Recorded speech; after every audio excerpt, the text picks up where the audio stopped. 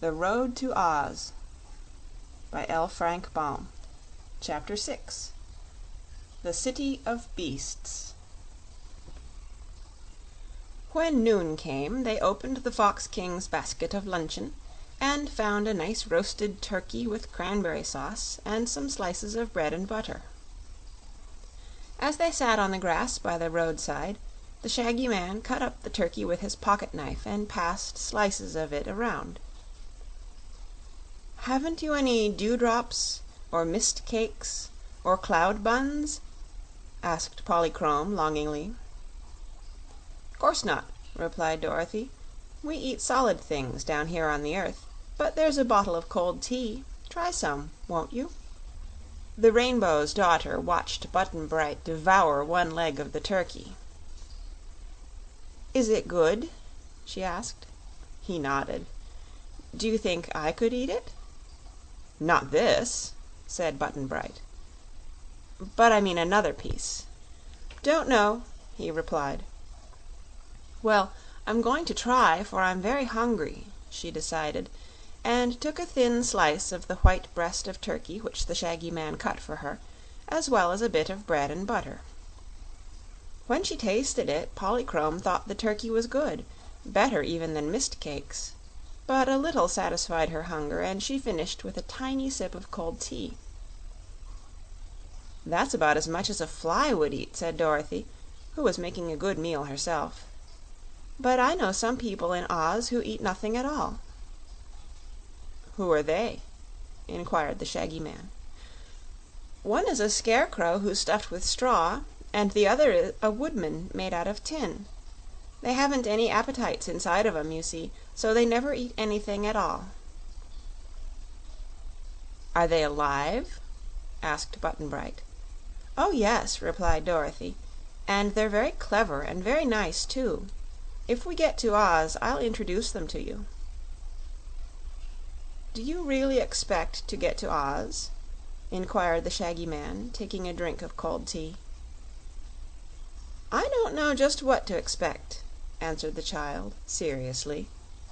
"But I've noticed if I happen to get lost I'm almost sure to come to the Land of Oz in the end, somehow or other; so I may get there this time. But I can't promise, you know. All I can do is wait and see." "Will the Scarecrow scare me?" asked Button Bright. "No, 'cause you're not a crow," she returned. "He has the loveliest smile you ever saw, only it's painted on, and he can't help it." Luncheon being over, they started again upon their journey, the Shaggy Man, Dorothy, and Button Bright walking soberly along side by side, and the Rainbow's Daughter dancing merrily before them. Sometimes she darted along the road so swiftly that she was nearly out of sight; then she came tripping back to greet them with her silvery laughter. But once she came back more sedately to say, "There's a city a little way off." "I expected that," returned Dorothy, "for the fox people warned us there was one on this road. It's filled with stupid beasts of some sort, but we mustn't be afraid of 'em, 'cause they won't hurt us." "All right," said Button Bright, but Polychrome didn't know whether it was all right or not. "It's a big city," she said, "and the road runs straight through it." "Never mind," said the Shaggy Man. "As long as I carry the Love Magnet every living thing will love me, and you may be sure I shan't allow any of my friends to be harmed in any way." This comforted them somewhat, and they moved on again. Pretty soon they came to a sign post that read, "Half a mile to Dunkiton." "Oh," said the Shaggy Man, "if they're donkeys we've nothing to fear at all." "They may kick," said Dorothy, doubtfully. "Then we'll cut some switches and make 'em behave," he replied. At the first tree he cut himself a long, slender switch from one of the branches, and shorter switches for the others. "Don't be afraid to order the beasts around," he said. "They're used to it." Before long the road brought them to the gates of the city. There was a high wall all around, which had been whitewashed, and the gate just before our travelers was a mere opening in the wall, with no bars across it. No towers or steeples or domes showed above the enclosure, nor was any living thing to be seen as our friends drew near. Suddenly, as they were about to boldly enter through the opening, there arose a harsh clamor of sound that swelled and echoed on every side, until they were nearly deafened by the racket and had to put their fingers to their ears to keep the noise out. It was like the firing of many cannon, only there were no cannon balls or other missiles to be seen. It was like the rolling of mighty thunder, only not a cloud was in the sky. It was like the roar of countless breakers on a rugged seashore, only there was no sea or other water anywhere about. They hesitated to advance, but as the noise did no harm, they entered through the whitewashed wall and quickly discovered the cause of the turmoil. Inside were suspended many sheets of tin or thin iron, and against these metal sheets a row of donkeys were pounding their heels with vicious kicks. The Shaggy Man ran up to the nearest donkey and gave the beast a sharp blow with his switch. "Stop that noise!" he shouted, and the donkey stopped kicking the metal sheet and turned its head to look with surprise at the Shaggy Man. He switched the next donkey and made him stop, and then the next, so that gradually the rattling of heels ceased and the awful noise subsided. The donkeys stood in a group and eyed the strangers with fear and trembling. "What do you mean by making such a racket?" asked the Shaggy Man sternly. "We were scaring away the foxes," said one of the donkeys meekly. "Usually they run fast enough when they hear the noise, which makes them afraid."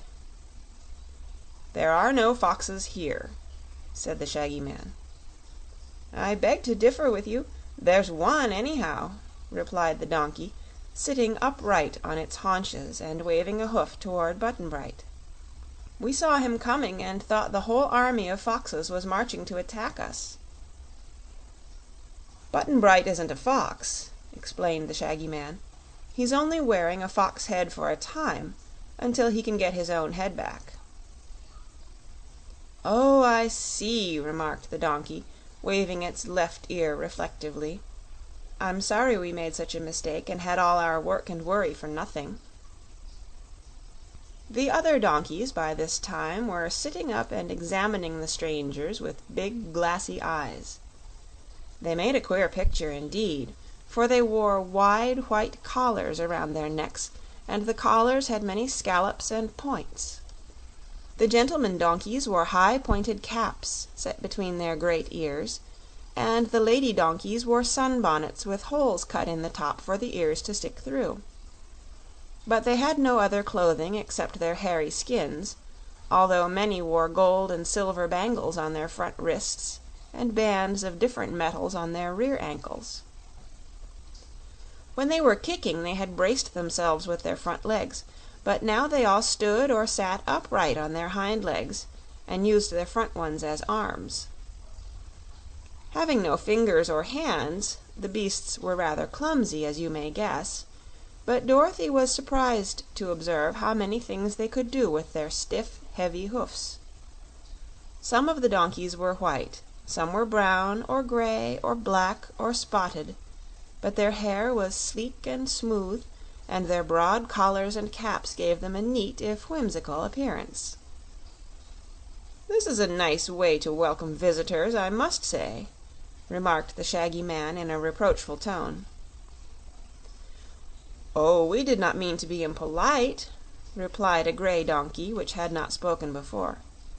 "But you were not expected, nor did you send in your visiting cards, as it is proper to do." "There is some truth in that," admitted the Shaggy Man, "but now you are informed that we are important and distinguished travelers, I trust you will accord us proper consideration." These big words delighted the donkeys and made them bow to the Shaggy Man with great respect. Said the gray one: "You shall be taken before his great and glorious Majesty, King Kik-a-bray, who will greet you as becomes your exalted stations." "That's right," answered Dorothy. "Take us to someone who knows something." "Oh, we all know something, my child, or we shouldn't be donkeys," asserted the grey one with dignity. "The word donkey means clever, you know." "I didn't know it," she replied. "I thought it meant stupid." "Not at all, my child. If you will look in the Encyclopedia Donkaniara you will find I'm correct. But come, I will myself lead you before our splendid, exalted, and most intellectual ruler." All donkeys love big words, so it is no wonder the grey one used so many of them. Chapter 7